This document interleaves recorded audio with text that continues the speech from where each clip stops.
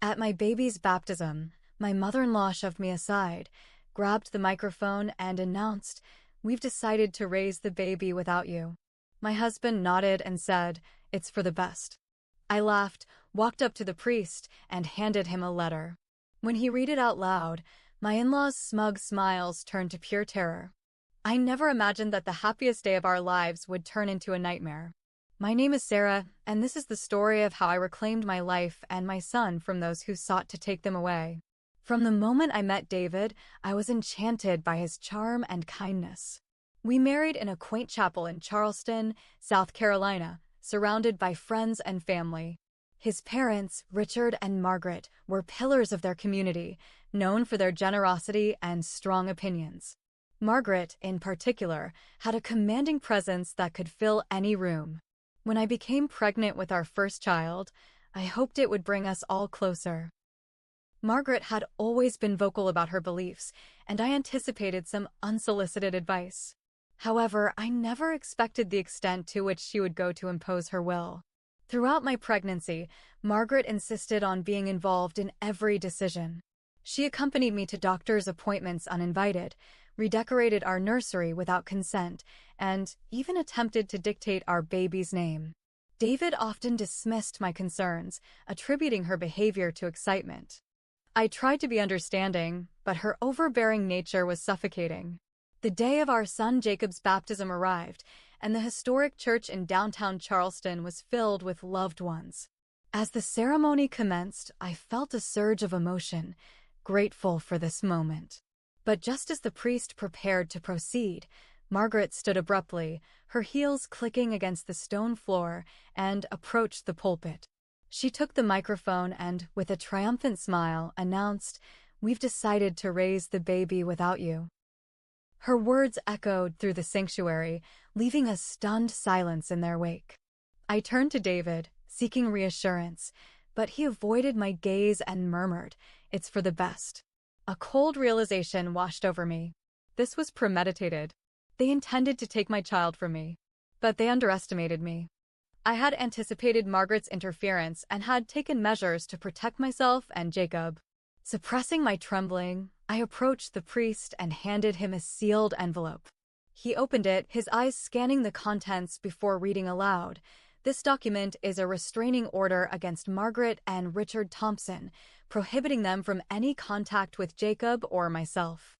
Any violation will result in immediate legal action." Gasps filled the church as all eyes turned to the Thompsons. Margaret's smug expression morphed into one of shock and fear. Richard's face paled, and David looked as if the ground had been pulled from beneath him. Margaret's voice trembled with indignation. "How dare you?" I met her gaze, my voice steady. "How dare I? How dare you conspire to take my child? This ends now." The priest cleared his throat, attempting to regain control. "Perhaps we should proceed with the ceremony." Margaret's eyes blazed with fury, but she knew better than to defy a court order publicly. She turned on her heel and exited the church, Richard trailing behind her. David remained, his face a portrait of conflict. After the baptism, David approached me. "Sarah, I didn't want this." "Didn't you?" I challenged. "You stood by and let them plan this. You betrayed me." He reached for my hand, but I pulled away. I was weak. "I see that now. Please, let's fix this." I studied him, searching for sincerity. "It won't be easy. Trust needs to be rebuilt." "I'll do whatever it takes," he vowed. In the following weeks, David cut ties with his parents, recognizing the toxicity they brought into our lives. We attended counseling, working through the betrayal and pain. It was a long road, but we emerged stronger, united in our commitment to each other and to Jacob. Margaret and Richard attempted to challenge the restraining order, but found no sympathy in the courts. Their reputations suffered, and they eventually moved away, leaving us to heal and grow as a family. Reflecting on that tumultuous time, I realized the importance of standing firm against those who seek to control and manipulate. I found my voice, my strength, and reclaimed my life. After the baptism disaster, you'd think they'd back off. But no, Margaret wasn't done. About a week later, I started noticing things. Weird things. First, my car tires were slashed in our driveway. Then, someone broke into our mailbox. I reported everything, but the cops didn't take it seriously. Probably some neighborhood kids, they said. But I knew better. David said I was being paranoid. That made me angry. I was the one who had to look over my shoulder constantly. He didn't understand how terrifying it felt to leave the house with Jacob and not know who was watching us. Then came the CPS visit. It was a Wednesday morning. I was still in my pajamas, feeding Jacob, when there was a knock on the door. Two people stood there, a man and a woman, with official badges. We received an anonymous tip, the woman said, about possible neglect and unsafe conditions for a minor. My heart dropped. I let them in because I had nothing to hide. But it was humiliating. They inspected everything, opened closets, checked Jacob's body for bruises, took pictures of his room.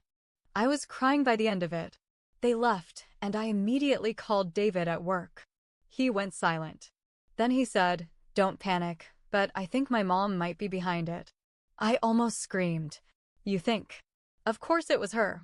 She's trying to take my baby. Again. David came home early that day. We sat at the kitchen table in silence. Finally, he said, "I'll talk to her." "No," I said. "You're going to sit this one out. I'm going to handle it. My way." I hired a private investigator the next day. His name was Roy. Former military. Knew his stuff. Quiet guy, but thorough. I told him everything. He started digging. Within 2 weeks, Roy came back with photos and recordings. Margaret had been meeting with a woman named Lisa, an old family friend who just so happened to work at the county office. She was feeding Margaret internal info about CPS cases and helped her file the complaint under a fake name. Roy even got a recording of Margaret saying, "We'll get Jacob eventually. One way or another." I took it all straight to my lawyer. We filed a lawsuit. Harassment. Attempted custodial interference. Abuse of power. Everything. And that's when the real hell started. Margaret and Richard countersued for grandparent rights. Said we were emotionally damaging Jacob by keeping him from his loving grandparents. The local news picked up the story. Reporters started showing up outside our house. Neighbors stopped waving when I walked by. Some even took Margaret's side, said she was just a worried grandma. David was cracking. I could see it. One night, he said, "Maybe we should settle. Give them visitation. Just a little." I lost it. You still don't get it. They don't want visitation, David. They want to erase me. I took Jacob and stayed at my sister's place for a few days. I needed space. Time to think. Then something unexpected happened. One morning, while I was at the park with Jacob, a woman approached me. She looked nervous. "Are you Sarah?" she asked. I nodded. She introduced herself as Erin. She said she used to be Margaret's assistant, helped with church work and charity events. She had heard about the lawsuit and wanted to help. "She's done this before," Erin said quietly. "Years ago. To another young woman. That woman had been dating Richard's nephew. Got pregnant. Margaret didn't like her, thought she wasn't worthy. She spread lies, called CPS, made her life hell until she gave up custody. She'll keep pushing," Erin warned. "Unless someone stops her." I took Erin's testimony and added it to the case. The next court date was brutal. Margaret sat there smug as ever. Her lawyer tried to paint me as unstable, emotional, unreliable. I kept my head down.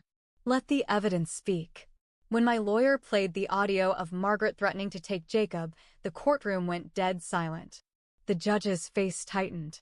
He paused, took a long look at Margaret, then looked at me. And just as he was about to speak, David stood up. "Your Honor," he said, voice shaking. "I have something to say." Everyone turned to look. My heart started pounding.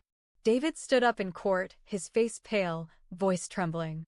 "Your Honor, I lied." A murmur rippled through the courtroom. I knew about my mother's plan.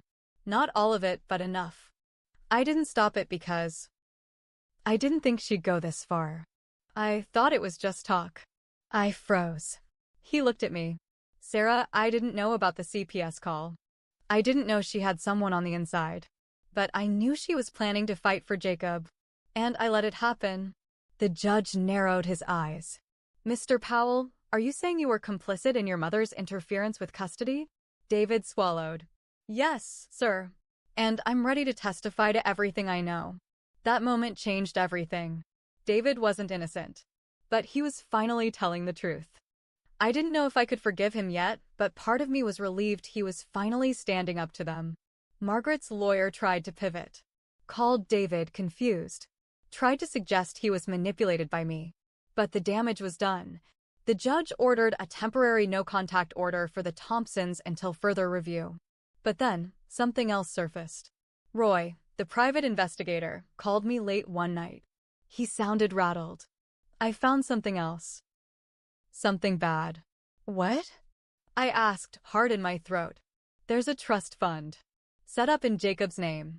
But the money doesn't come from you or David. It comes from Richard's company. That didn't sound unusual at first. They were rich, after all. No, Roy continued. It's a shell. The company isn't real. It's a front for another fund. And that fund is in both Richard and David's name. Now I was truly confused. What does that mean? It means this was more than just a power play from your mother-in-law. This was about money. A lot of it. And David was in on it. I couldn't sleep that night. The next day, I confronted David in our kitchen. What's the deal with the trust fund? His face went white. How do you know about that? I have someone who knows how to look. Tell me the truth, David.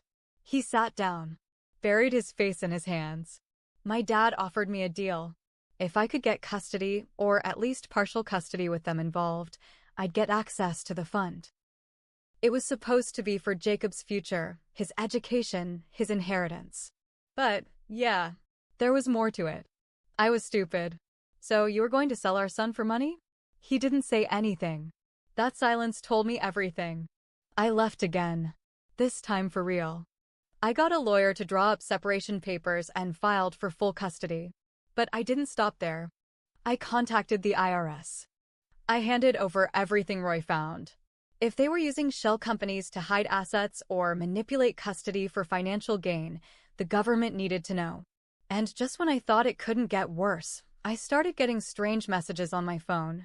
You're making a mistake. You'll regret this. Then one night, my phone buzzed with a photo. It was of Jacob, taken through our living room window. From outside. I called the police immediately. They put a patrol on our street, but couldn't trace the number. I installed cameras everywhere. My world was spinning. I was scared, exhausted, but I knew I couldn't stop. They were trying to wear me down, make me give up. But I wouldn't. Not after everything. Not after what I knew now. I called Roy again. Dig deeper, I said. I don't care what it costs. Because something told me this went deeper than even I knew. And I was right. Roy didn't disappoint. He dug deep. Dug through court records, old property filings, business registrations, all of it. And what he found? Margaret and Richard weren't just using a fake company for the trust fund. They were laundering money. Through churches. Through charities. Through real estate donations that never actually went anywhere. That trust fund in Jacob's name? It wasn't meant for Jacob. It was a cover. Something to throw off investigators. To make their transactions look family-oriented and clean. They'd done this before with other relatives. A niece. A grandchild who passed away in infancy. Always money. Always hidden behind a sob story. And David? He knew. Maybe not every piece. But he knew enough. He signed documents. Benefited from it. Took money. Used it to pay off his college loans. Used it to cover some of our wedding expenses. I felt sick. My whole life with him was a lie wrapped in ribbons. I gave Roy's full report to the authorities. IRS, FBI, local police. They opened an investigation immediately. Subpoenas were issued. Offices raided. Accounts frozen. But just when I thought it couldn't get any more chaotic, David tried to take Jacob. I got home one night, arms full of groceries, and the house was quiet. Too quiet. I checked his room, empty. Toys scattered. Diaper bag gone. I called David. He didn't answer. I called his sister. Nothing. Called the police. Reported it as a possible parental abduction. They found him 4 hours later at the airport in Charlotte, holding Jacob in a corner of the departure gate, ticket to Mexico in his hand. He said he panicked. Said he thought I'd win full custody and he'd never see his son again. He was arrested on the spot. I showed up at the police station, and when they brought David out in cuffs, he looked at me and said, "They told me to do it. My parents. They said it was the only way." And just like that, his last shred of defense was gone. Court came fast. The charges stacked up: fraud, financial crimes, attempted custodial interference, conspiracy. Margaret and Richard both denied everything at first, of course. But the evidence Roy found was airtight. The FBI even found offshore accounts, hidden properties, fake board members. David flipped. Turned witness against his parents in exchange for a reduced sentence. That part stung. He got 18 months in a low-security facility. Margaret and Richard? 9 years each. I got full custody of Jacob, and the court issued a permanent restraining order against all 3 of them. But that wasn't the end of it. The internet found out. News outlets ran stories. Charleston family dynasty caught in money laundering scandal. Pictures of Margaret in court. Interviews with people from our neighborhood. Some defended her. Most didn't. Her church disowned her. Their charity was shut down. I'd be lying if I said I didn't enjoy watching it all burn. But I wasn't perfect either. I let things slide. I ignored red flags. I let love blind me. I married into a nightmare family and tried too hard to pretend everything was okay. I paid the price for that. But now? Now it's just me and Jacob. We moved to Asheville, started fresh. I got a job at a nonprofit. Simple work, good people. Jacob's growing fast. Smart. Happy. Safe. Sometimes I still look over my shoulder. Sometimes I still check the windows twice. Trauma lingers like smoke. But we're okay. And Margaret?